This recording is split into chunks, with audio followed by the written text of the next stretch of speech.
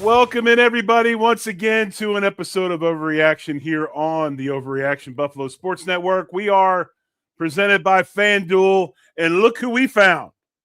The one and only. He was coming back tonight, so I had to wear my John Fina 70 shirt to commemorate your triumphant return. The prodigal son has returned back to the Overreaction Buffalo Network.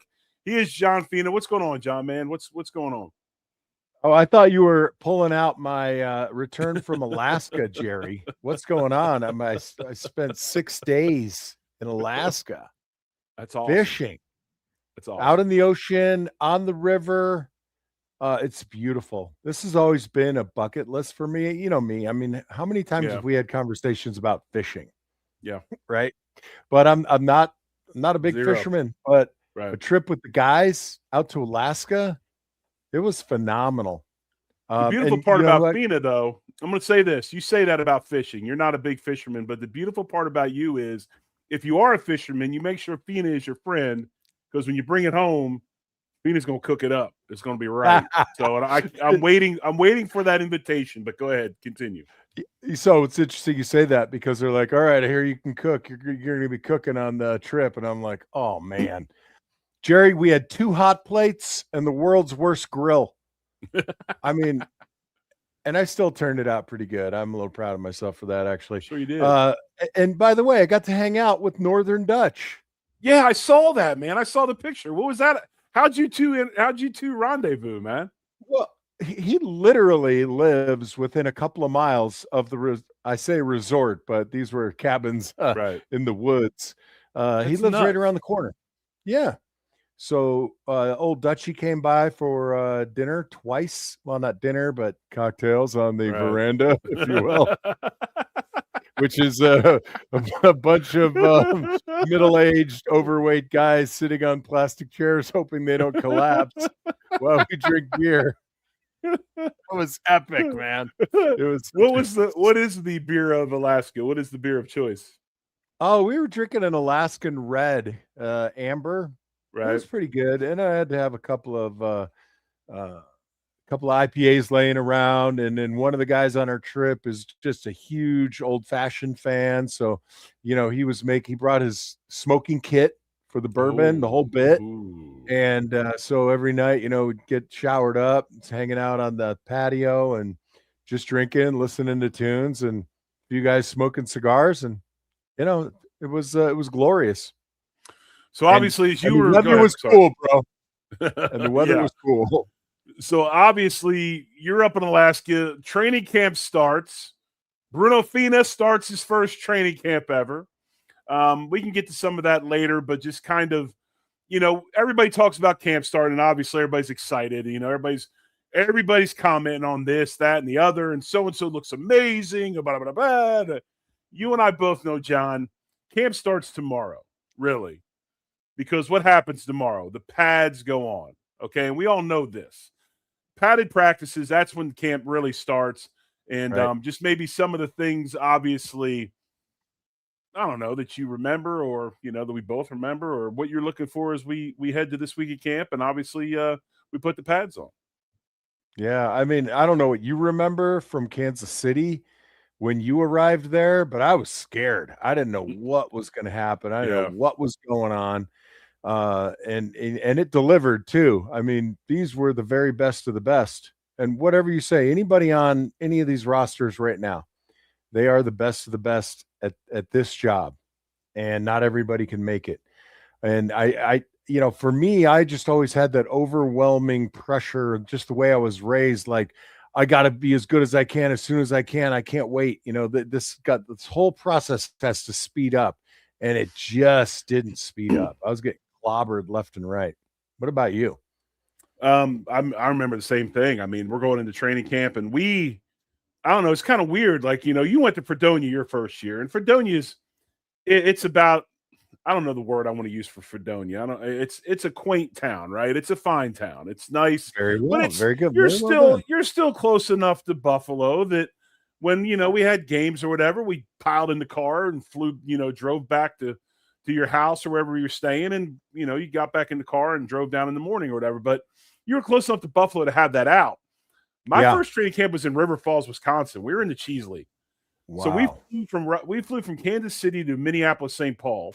They threw us on a bus and we drove another like 2 hours and we ended up in River Falls, Wisconsin. And it's like, wow, what are we doing here? Like we were locked up there for like 5 weeks. And that's what we did. Like we had preseason games and stuff, but we were there for 5 weeks.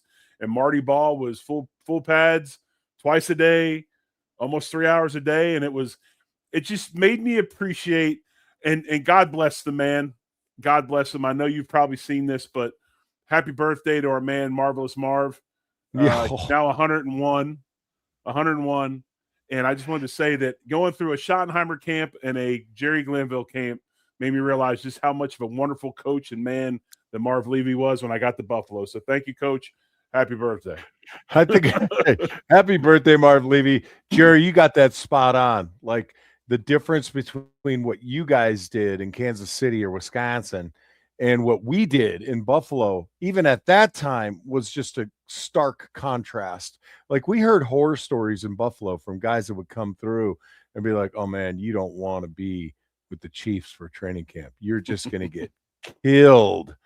Like, oh my God. So you look at what the league does now and circling back to what we were talking about, you know, it's hardly even what we did with Marv Levy.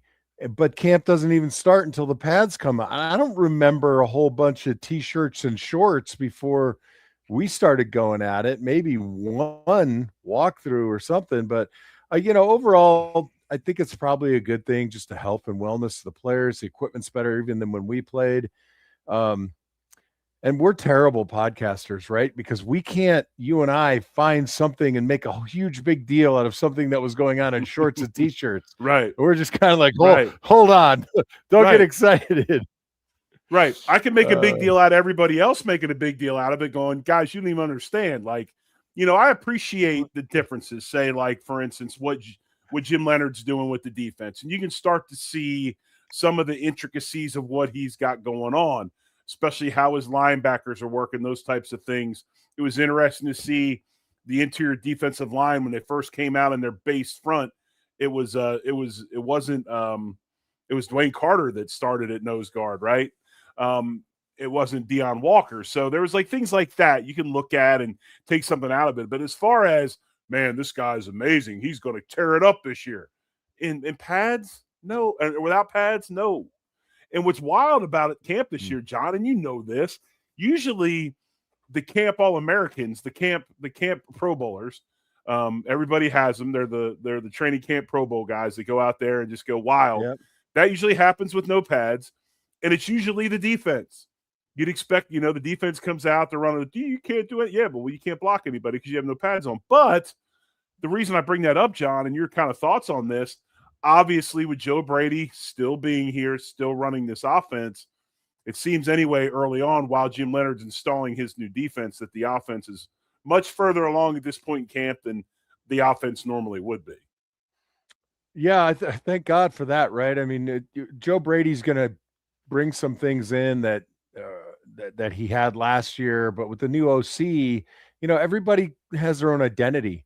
So to see that they are at least feeling like they know what's going on, understand the philosophy, that's a really great sign. And to your point, defense always flies around in camp, whether it's spring ball in college or fall ball in college or training camp in the NFL.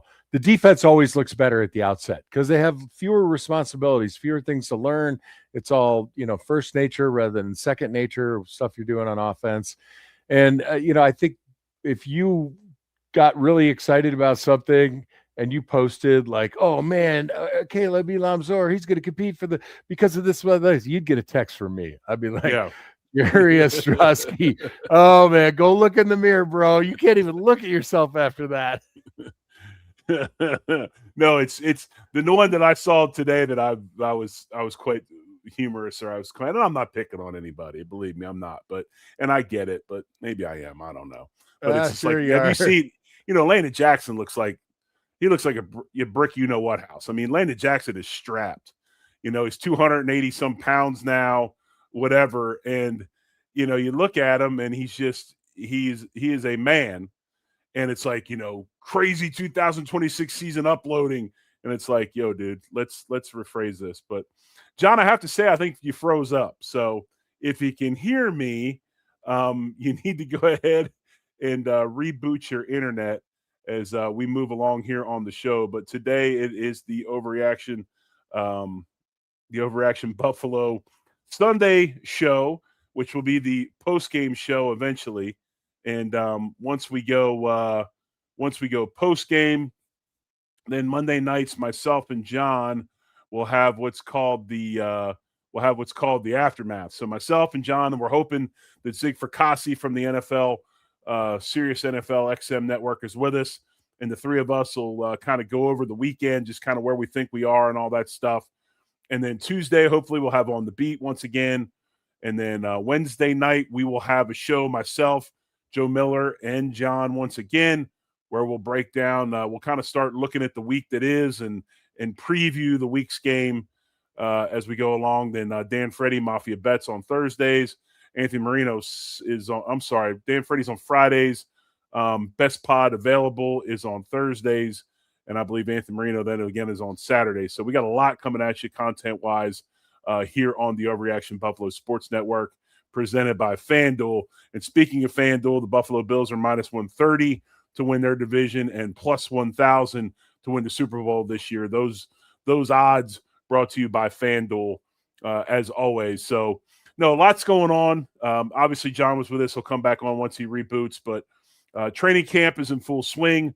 We'll have full pads tomorrow. And basically, I think some of the things that I have seen as far as training camp goes that I like, first and foremost, is the way, to me anyway, the way that they're handling the positional battles, especially at offensive line. I think you're looking at that Alec Anderson, Austin Corbett battle at left guard. Both players are getting equal reps. Both players are getting the absolute same opportunity to run with the first team. As far as one day, Alec Anderson is the guy who's in the huddle first. The next day, it's Austin Corbett. So both of those guys getting a definitive chance to win that left guard spot, and we'll see what happens there. Also another area that I think is probably going to be another highly contested battle in camp is who's going to be that second interior linebacker. I mean, you're looking at Caleb Alarms-Orr, who is just taking this thing over as far as, what he's got going on in the field. And the biggest thing with Caleb Alarms-Orr is this: he's available. Nobody else is available, and he's making the most of his opportunity. And I think it's a really, really big deal that he has, grasped it. He understands it. He's got a very, very high football IQ. He's got a lot of capacity to learn, and he's doing a great job. So when you look at that group, I think yesterday there was a mix of Caleb Alarms-Orr and then also Terrell Bernard at the inside linebacker spots. And it looked like Bernard, from reports, I think it was reported from Cover One, I think it was Eric that said that Bernard, anyway, was playing a bunch of will linebacker, which probably fits him much better. And I think it's what he did at Baylor when he played under Dave Aranda. So that battle is interesting. A lot of people were talking about the cornerback 2 battle as far as IGB, and then also Maxwell Hairston. That doesn't seem to be much of a battle right now, honestly. When you look at that whole thing, that looks to be Maxwell Hairston's to lose. I think right now he's much further along, knows what's going on, is familiar with this, with just being a pro, and IGB is playing a little bit of catch up. But I think those 3 areas right now are obviously battles in camp that we've all got our eyes on. And I talked a little bit, John, when you were going about Austin Corbett and Alec Anderson. Also talked about the inside linebackers with Caleb Alarms-Orr, Terrell Bernard, and talked about that outside battle at cornerback number 2. But maybe it's just some other things as far as battles go that you've seen over the first so many days that have you interested in just how those things will go. Well, first of all, I didn't disconnect. I ran over to FanDuel because I wanted to make sure.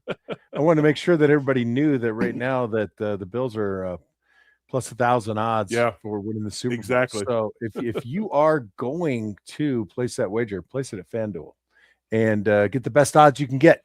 and get out there and root for your Buffalo Bills. Jerry, I got to tell you, I mean, as much as I'm involved in the offensive line carousel in one way or another, like as a secondary kind of result, I'm just always intrigued by the wide receiver room. Right. I've just always like I play it down a little bit, but I fought it because I just don't want to be the type of person who's in negative all the time. I haven't been thrilled with the way that our wide receiver room has been constructed and then performed and then how it fit with the philosophy. It all just never made a lot of sense to me. So I think every year I just keep looking at that room going, God, I hope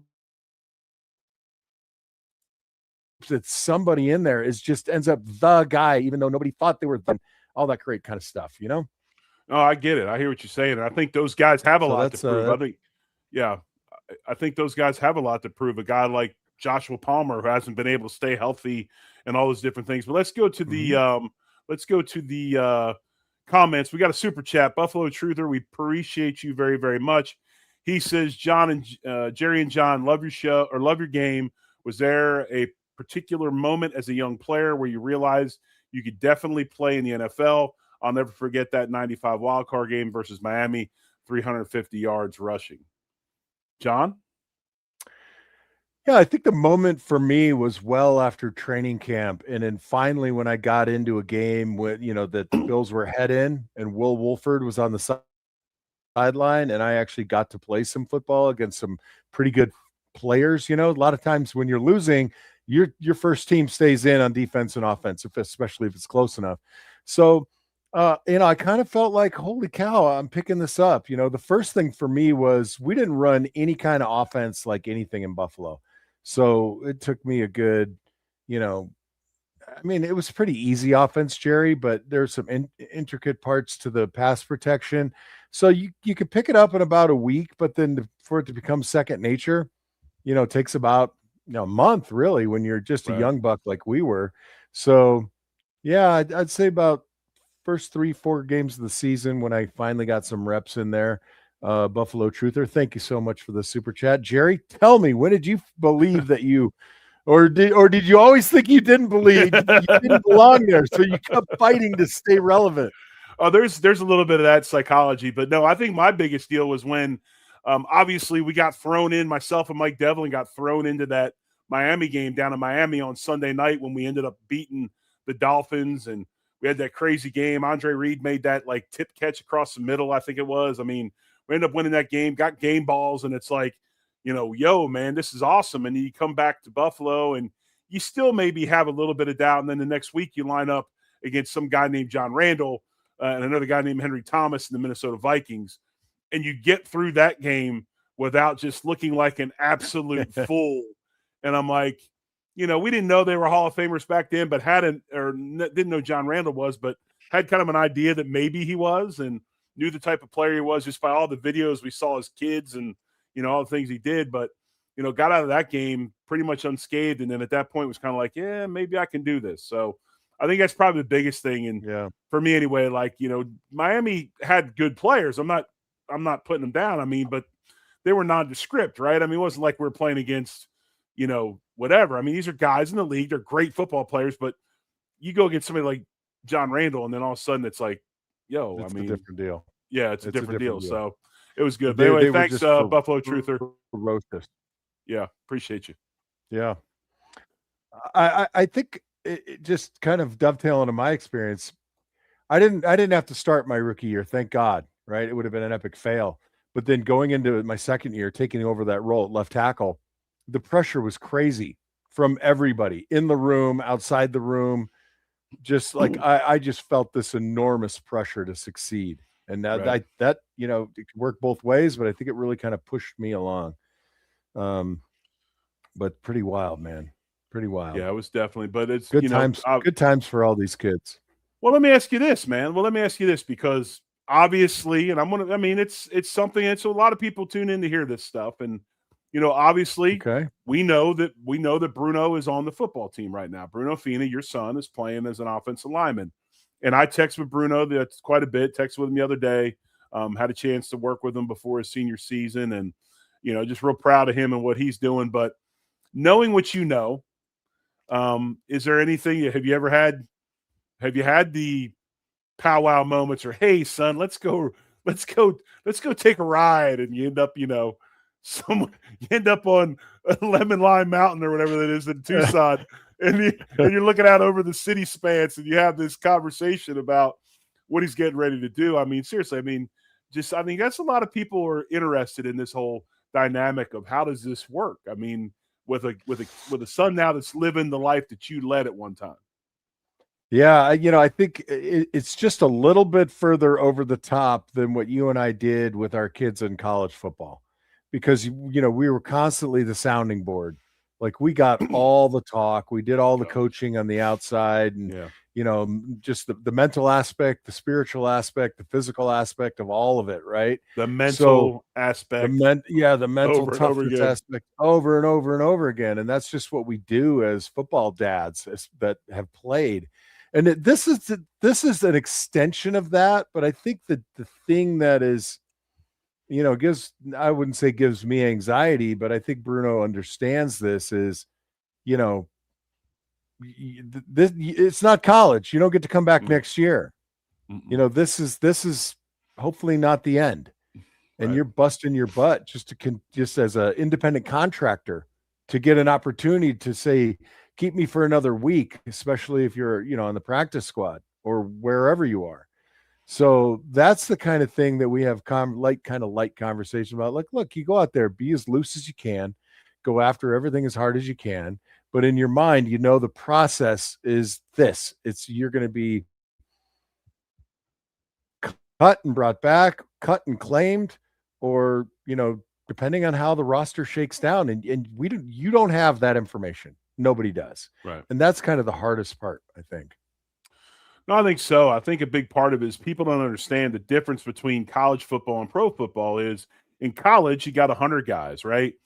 And the coaching staff, it's like this giant thing of you are building this camaraderie. You're trying to develop these players and bring them along to where they can reach the potential that that the staff thought they could get to when they were recruiting them, right? You're trying to bring these guys up, and there's always something like trying to get the guys to the level you want them to be at. In the pros, it's not that way. You're showing up and you're trying to prove that you deserve to be there, and there's no bring up at all. Now, if you get kept from the 53 or you get kept for the practice squad, and then there's some development deals there once this whole thing's over with. But this isn't a kumbaya moment.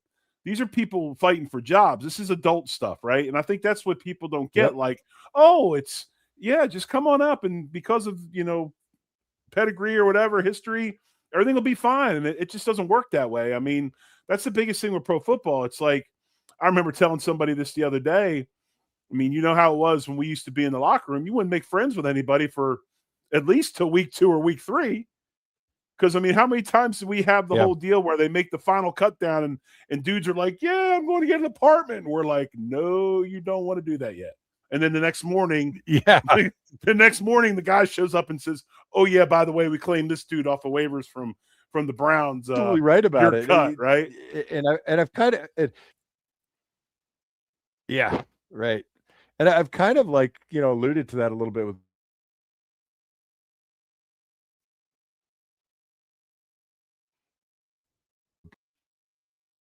the contractors. I wouldn't say teammates yet. Right. You're, prospective teammates to each other.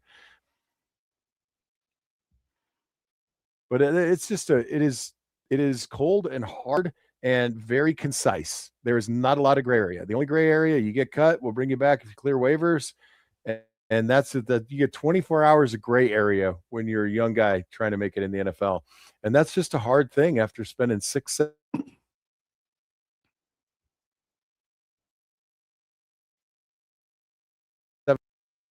That's wild. It's wild to think about. If you're an accountant, you can go work for another firm. If you have a relatable skill, if you're a plumber or anything of that nature, you can go work for yourself. You can go work for anybody. But these kind of roles in professional sports, that's it. You don't go above, and you can't go backwards. Yeah, I mean, I remember back when the first time that I got cut in Buffalo, they called me in and they said, look, you had a great camp. We want you around, but if we cut this other guy, he's probably not getting through waivers. We're pretty sure you are. So we're going to cut you. We're going to cut you to get you through waivers. We're going to bring you back on the practice squad. And because you're so understanding of all this, we're going to give you more money each week than the other guys in the practice squad, and yada yada yada. And it paid off for me, so I'm not complaining. I mean, everybody has a different experience, but yeah, I mean, that's how cold it is. I mean, I love that. I love that comment, Jerry. I don't know if is it an insult or a compliment? Right. I was sitting there going, yeah, like, thank you. It was like that whole thing. You're going, yeah. Well, but as you know, insult or no insult, John, what's the number one goal? Staying somehow, right? I think the number one goal, Jerry, is making sure that you have access to all the Anchor Bar chicken wings you can possibly find during your time in Buffalo. You know what, John? That is true. And why don't you let our listeners in on a little bit of news that we have about the Anchor Bar? Yeah, really great news. They were only mildly disappointed in the quality of our broadcasting on their behalf last year. They have decided to resubscribe their support for our lunatic little network with Jerry and Ant and Joe and Zig and Dan Freddy and everybody else who I can't name in the moment. So we're excited to have the Anchor Bar, pushing us along, helping us out. And notwithstanding the fact that great wings, man, 17, 19, I got to look it up. I apologize. They have locations all around the country now, 19 locations, and there's likely one near you or where you go for business travel. Hunt up, find out, get it there, and meet with the great Buffalo Bills fans. If you catch up with an Anchor Bar during the season when you're out of town, great people, great environment. Make that your Buffalo Bills backers bar, and the Anchor Bar wings. I mean, the flavors, the quality, the history, go for it. We're proud to be sponsored by the Anchor Bar, Jerry. So you have it. Anchor Bar's with us again this season, and we appreciate them for their support and their support of the Overreaction Buffalo Sports Network. But we're inching up on 30 minutes, and John, just maybe kind of some closing thoughts, some things that you've maybe looked at or noticed over this first week, and what you're looking for this week as we head towards the first preseason game in a couple of weeks. Yeah, like I said, I mean, the obvious place of my interest aside, I think the secondary is going to be really exciting to see how that meshes with the new philosophy of the 3-4 modified flip to a 4-3 kind of thing. So I'm really excited for the first preseason game, which I will be there for, to see this in action and really pay attention when the defense is on the field, because generally I don't. So I'm excited about that. And of course, the wide receiver room, right? Healthy guys coming back, staying healthy. That's where my focus is. How about you? I think my biggest thing is to continue to watch his defense and just how Leonard, installs this defense. What do they look like? What do they continually, gravitate or morph into? Great news from the injury front the other day. We all thought, there was a big scare with C.J. Gardner-Johnson. And looks like he's going to be okay. How much time he's out, I don't know. But honestly, I don't care. He understands how to play football. He'll be fine. I want to see, and granted, I think linebacker-wise, I'm not sure that our final group of linebackers is on this roster right now. I think you might see them go out and get somebody, maybe at the cut or at the cut line when everybody's making cuts. They find somebody or whatever. I'm not sure that group's going to look that way once the first play of the regular season is. But the group that I'm looking to see, and I want to see maturity out of them, I want to see progress, is the defensive front. The defensive line. Obviously, there's some veteran pieces. Jim Leonard talked about Groot the other day, Rousseau, and how we're going to help get him into his length and all these different things. But still, we haven't seen him do it. We want to see him do it. We know what we got in Bradley Chubb. TJ Parker's got to come along. Ed Oliver's got to stay healthy. Then what does Landon Jackson about Ed Oliver? Yeah, Landon Jackson, what does he do? TJ Sanders, what did he? So Deion Walker, lots of young faces, and then all of a sudden, who's the new big boy in the middle? He went and signed somebody? No, It's Dwayne Carter, right? He probably went to the anchor bar a couple of times and got ready to play one technique. So that's what I want to see. I want to see the defensive line this preseason. I want to see what they look like. And with our offensive line, they should have the opportunity to get better every day. Yeah, I agree. Jerry, just once again, we are sponsored by FanDuel, and what's 1,000? The odds are plus 1,000 or 1,000 to 1, or we're laying off at 1,000 for the Buffalo Bills to win the Super Bowl. So if you're a betting guy, FanDuel's got that bet for you available. Real quick before we head out, your thoughts on Vita Vea? Obviously demanded he wanted to be traded. Is that somebody that you think the Bills should try to go after? Yeah, I mean, I love this idea when guys become available or possibility of availability. You know, the first thing I think is, and if it's like, if we can't make the trade, if we can't make the money work, I just shut it out of my brain. So until somebody smarter than me can say, well, you could trade this guy and do this and rework that, and then we could actually fit Vita Vea in, then I'm going to start listening. But until somebody shows me what they can do, yeah, okay, I'm interested, but I'm not paying attention to it. What about you? I'm the same way. I mean, I would love to have him. I mean, he's one of my favorite players in the league. I think he immediately, the second he walks in the locker room, fixes a whole lot of problems for the middle of the defense. But I'm just like you. I mean, I understand the cap situation this team has. And, you know, you could probably go ahead and redo Deion Dawkins and make the room for Vita Vea, but is this team wanting to wait to see what Deion Dawkins does this season before they make that kind of investment in him? So I'm kind of with you. And the other thing is this, as much as I would love a Vita Vea, we've got all this youth. And a lot of it, we haven't even had a chance to even remotely develop yet. Right. So let's see what we took a third-round pick in Dwayne Carter. We got a fourth rounder in Deion Walker. We had a second rounder in TJ Sanders, second rounder in Parker, fifth rounder or fourth rounder in Landon Jackson. We got all these young guys. Let's see what they can do first before we just, give up on them and say, let's go get this guy for all this money. Or they can't play this position or that because their body doesn't look like XYZ and they didn't play this position or that in college. Yes. So I agree with you on that front. I mean, it's fun to go out and just pick and steal guys, fantasy football. I can afford anything. Right. I'm excited, man. And I love the Bills Mafia excitement, around training camp. It's just, I mean, all of a sudden Twitter is turned around. X is turned around. It's fun to look at again. And you get the pictures and videos from camp. Keep it up. Keep sending them out there for Jerry and I, everybody. Appreciate you. I hear you, John. Well, that does it for us for today. We apologize. We had a couple of glitches, but we'll be back and stronger than ever. We'll get Joe Miller back next week. When Joe Miller comes back, we'll be okay because our big toe will be here. That's right.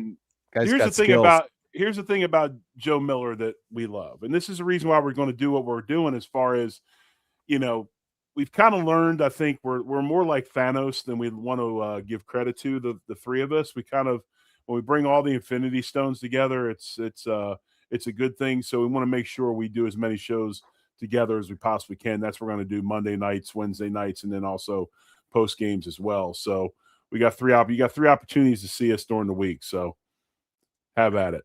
That's awesome. That's awesome. I love it. John, you look tired, dude. You look like you look like you spent the week in Alaska. Well, it wasn't the week in Alaska, Jerry. It was the flight leaving Anchorage at 1:45 in the morning and then flying through the night. And you know how big guys sleep on planes, not very well. And then I got home, cleaned up a little bit, and I took a nap. And I'm like, I still don't know which way is sideways or Sunday. How long's that flight? 2 flights, 3.5 hours to Seattle, or 3 to Seattle, and then 4 to Anchorage, something like that. Wow. But then you do like most fishing trips, then you drive, because the place we stayed was about 2.5, 3 hours from Anchorage. Gotcha. Yep. All right, folks, we're looking forward to seeing you the rest of the season, and we'll be back here once the preseason games start. We'll be on the weekly shows as well, but right now it'll be the Sunday shows. And as always, hit the like, hit the subscribe, check us out on podcast form. And as always, folks, thank you very much for taking the time to watch our shows. So with that being said, we appreciate you. We'll be back next week. Much love. Go Bills. Hell yeah. Go Bills.